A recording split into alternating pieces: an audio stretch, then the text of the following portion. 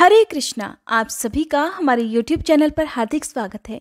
आज की इस वीडियो में आप रसपान करने वाले हैं कार्तिक मास महात्म्य के अध्याय 28 का। साथ ही आप सुनेंगे भगवान श्री कृष्ण की भक्ति की एक सच्ची कहानी कि कैसे भगवान अपने भक्तों को संकट से उबारने के लिए कैसे उनके सामने आ जाते हैं। अगर उनके सच्चे भक्तों पर कोई मुश्किल आती है तो उस मुश्किल घड़ी के आने से पहले ही कैसे वो अपने भक्तों को सचेत कर देते हैं, ये जानने के लिए आज की इस वीडियो को आप लास्ट में जरूर देखिएगा।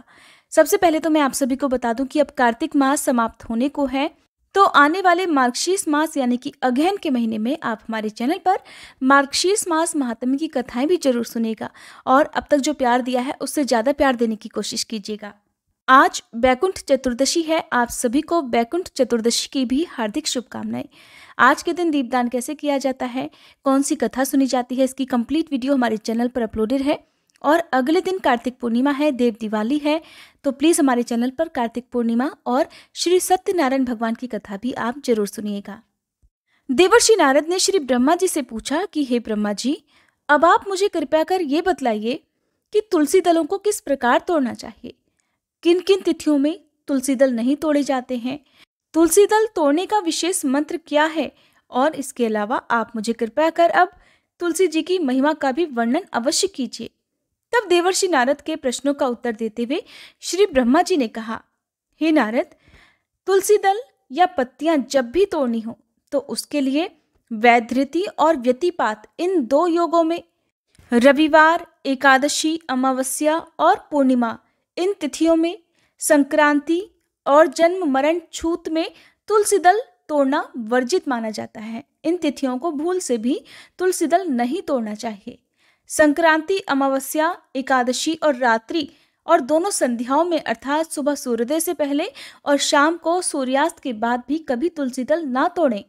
किंतु तुलसी के बिना श्री हरि की पूजा संपूर्ण नहीं मानी जाती, इसलिए निषेध समय में तुलसी वृक्ष से अपने आप गिरी हुई पत्तियों से भी पूजा की जा सकती है। पहले दिन के पवित्र स्थान पर रखे हुए तुलसी दल से भी भगवान की पूजा की जा सकती है। अर्थात कहने का तात्पर्य यह है कि जो तुलसी दल आपने एक दिन पहले भगवान को अर्पित किए हैं, उन्हीं को गंगा जल से धुलकर दोबारा से भगवान को अर्पित किए जा सकते हैं। शालिग्राम भगवान की पूजा के लिए इन वर्जित तिथियों में भी तुलसी दल तोड़े जा सकते हैं। बिना स्नान के और जूता पहनकर कभी भी तुलसी दल ना तोड़े और ना ही तुलसी जी को स्पर्श करें। हे देवर्षि, अब मैं तुम्हें तुलसी दल को तोड़ने का नियम भी बताता हूँ। तुलसी का एक एक पत्ता ना तोड़कर पत्तियों के साथ अग्रभाग को तोड़ना चाहिए। तुलसी की मंजरी सभी फूलों से बढ़कर मानी जाती है। मंजरी तोड़ते समय उसमें पत्तियों का रहना भी आवश्यक होता है और इस प्रकार मंत्र पढ़कर पूज्य भाव से पौधे को बहुत ज्यादा हिलाए डुलाए बिना तुलसी के अग्रभाग को तोड़ना चाहिए। इससे पूजा का फल लाख गुना बढ़ जाता है। ये मंत्र है, मातस तुलसी गोविंद हृदयानंद कारिणी नारायणस्य पूजार्थम चिनोमि त्वाम नमोस्तुते। देवर्षि, तुलसी दल तोड़ने के अन्य मंत्र इस प्रकार हैं। ओम सुभद्राय नमः, ओम सुप्रभाय नमः। तुलसी दल तोड़ते समय श्रद्धा पूर्वक सबसे पहले तुलसी जी को प्रणाम करके फिर इन मंत्रों का जाप करते हुए ही तुलसी दल तोड़ना चाहिए। सभी को अपने घर में, अपने आंगन में तुलसी जी का पौधा अवश्य ही लगाना चाहिए। जहां पर नित्य नियम से तुलसी की पूजा होती है, उस घर में साक्षात लक्ष्मी जी का वास भी होता है। स्वयं भगवान नारायण तुलसी जी को अपने मस्तक पर धारण करते हैं, क्योंकि यह मोक्ष कारक तो है ही, भगवान की भक्ति भी प्रदान करती है। भगवान की उपासना, पूजा और भोग में तुलसी दलों का होना अनिवार्य माना गया है। हे देवर्षि, कहने का तात्पर्य यह है कि जो भी मनुष्य तुलसी अपने घर में लगाता है, जब तक उसकी शाखा, प्रशाखा, बीज, पुष्प और सुंदर दलों के साथ पृथ्वी पर बढ़ती रहती है, तब तक उनके वंश में जो जो जन्म लेते हैं वे 2-2 हजार कल्पों तक श्री हरि के धाम में निवास करते हैं। संपूर्ण पत्रों और पुष्पों को भगवान के चरणों में चढ़ाने से जो फल मिलता है, वो बस एकमात्र तुलसी दल के अर्पण से ही प्राप्त हो जाता है। 100 भार स्वर्ण और 400 भार रजत के दान का जो फल है, वही तुलसी वन के पालन से मनुष्य को बड़ी सुगमता से प्राप्त हो जाता है। जिसके घर में तुलसी का पौधा या बगीचा होता है, उसका वह घर साक्षात तीर्थ के समान होता है और वहां यमराज के दूत भी कभी नहीं जाते।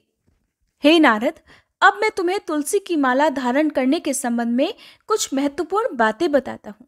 तुलसी की माला धारण करने के संबंध में शालिग्राम पुराण में कहा गया है कि भोजन करते समय तुलसी की माला का गले में होने से अनेक यज्ञों का पुण्य प्राप्त होता है। जो कोई तुलसी की माला धारण करके स्नान करता है, उसे गंगा स्नान करने जैसी सारी नदियों के स्नान का फल प्राप्त हो जाता है। तुलसी माला तुलसी जी के पौधे से निर्मित की जाती है। तुलसी परम पवित्र और आध्यात्मिक तथा औषधि गुणों से अपने आप में परिपूर्ण है। इस माला से भगवान विष्णु, श्री राम, श्री कृष्ण और गायत्री मंत्र का जप अत्यंत शुभदायी होता है। वैष्णव दीक्षा से दीक्षित साधु संत और गृहस्थी भक्तजन इसे कंठी के रूप में भी धारण करते हैं। तुलसी वन के नीचे किया गया पिंडदान पितरों के लिए अक्षय होता है, उन्हें मोक्ष प्रदान करता है। गले में तुलसी जी की माला धारण करने से जीवन शक्ति बढ़ती है, बहुत से रोगों से मुक्ति मिलती है। इस माला को धारण करने से शरीर स्वस्थ होता है, शरीर निर्मल, रोग मुक्त और सात्विक बनता है। तुलसी शरीर की विद्युत संरचना को सीधे सीधे प्रभावित करती है।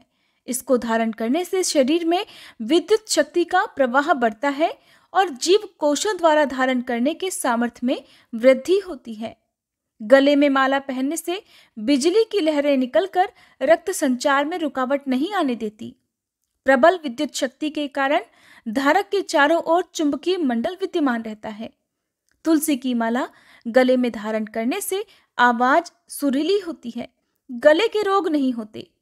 और हृदय पर झूलने वाली तुलसी माला फेफड़े और हृदय के रोगों से बचाती है। इसे धारण करने वाले के स्वभाव में सात्विकता का संचार होता है। तुलसी की माला धारक के व्यक्तित्व को आकर्षक बनाती है। अगर तुलसी की लकड़ी से बनी हुई मालाओं से अलंकृत होकर मनुष्य देवताओं और पुत्रों के पूजन आदि कार्य करे तो वह कोटि गुना फल देने वाला होता है। जो मनुष्य तुलसी की लकड़ी से बनी हुई माला भगवान विष्णु को अर्पित करके पुनः प्रसाद रूप से उसे भक्तिपूर्वक धारण करता है, उसके सभी पाप नष्ट हो जाते हैं। तुलसी जी के दर्शन करने पर सारे पाप समुदाय अपने आप ही भस्म हो जाते हैं। स्पर्श करने पर यह शरीर को पवित्र बनाती है, प्रणाम करने पर रोगों का निवारण करती है और जल से सींचने पर यमराज को भी भय पहुंचाती है। तुलसी लगाने पर यह भगवान के समीप ले जाती है और भगवत चरणों में चढ़ाने पर मोक्ष रूपी फल प्रदान करती है। देवर्षि नारद को तुलसी जी की महिमा का वर्णन करके श्री ब्रह्मा जी कुछ क्षणों के लिए मौन हो गए। आज का अध्याय समाप्त हुआ। अब सुनिए भगवान कृष्ण की भक्ति की कहानी। एक बार समुद्र किनारे एक गांव में कृष्णाबाई नाम की एक बूढ़ी माई रहती थी। वह भगवान कृष्ण की परम भक्त थी, एक झोपड़ी में रहा करती थी। कृष्णाबाई का वास्तविक नाम तो सुखिया था, पर कान्हा जी की भक्ति के कारण गांव के लोगों ने उनका नाम ही कृष्णाबाई रख दिया।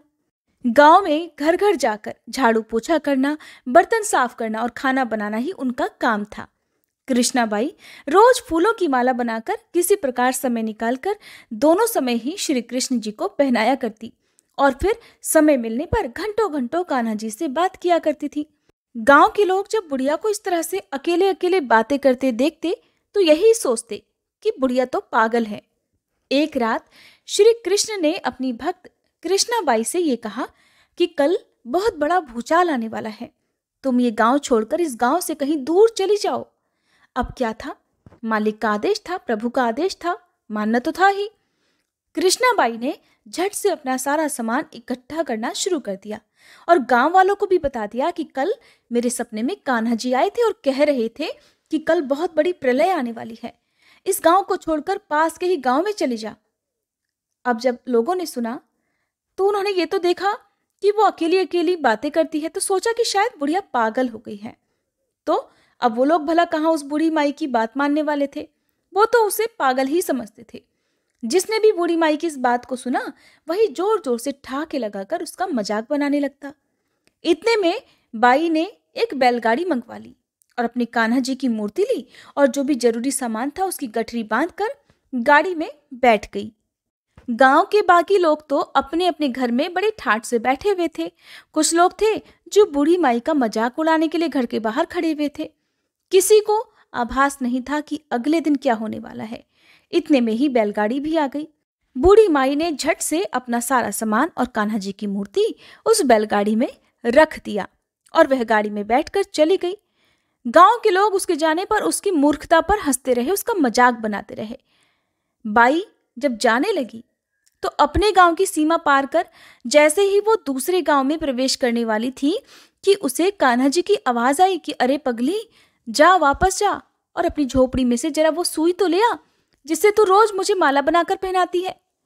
अब मूर्ति में से ये आवाज आई तो सुनकर बूढ़ी माई तो बड़ी बेचैन हो गई, तड़प गई कि मुझसे ये भारी भूल कैसे हो गई। अब मैं अपने कान्हा की माला कैसे बनाऊंगी? ये तो मुझसे बहुत बड़ी गलती हुई। ये सोचकर उसने जल्दी से बैलगाड़ी वाले को रोका और बदहवास होकर बड़ी बेचैन होकर झोपड़ी की तरफ भागी। गांव वालों ने देखा कि ये बूढ़ी माई तो फिर से वापस आ गई, तो उसके पागलपन को देखते और खूब मजाक उड़ाते रहे। लेकिन बूढ़ी माई ने तो किसी की बात पर ध्यान ही नहीं दिया, किसी की बात को नहीं सुना, अनसुना कर दिया। और उसे चिंता थी तो बस सुई की, जिससे वो अपने कान्हा जी के लिए माला बनाया करती थी। अब जब वह अपनी झोपड़ी में गई तो झट से उसने झोपड़ी में एक कोने में तिनकों में फंसी हुई वो सुई निकाल ली। सुई लेकर वह बूढ़ी माई जिस तरह से पागलों की तरह से नंगे पांव ही दौड़ती आई थी, उसी तरह नंगे पांव भागकर गाड़ी वाले के पास पहुंच गई। जब गाड़ी वाले के पास दौड़ती हाँफती पहुंची तो गाड़ी वाला कहने लगा, माई तू इतनी परेशान क्यों है? अरे कुछ नहीं होगा। माई ने कहा, अच्छा अब चल और जल्दी से अपने गांव की सीमा को पार कर। तुझे तो कुछ नहीं पता कि कल क्या होने वाला है और मेरे कान्हा जी ने मुझे सब कुछ बता दिया है, चल जल्दी कर।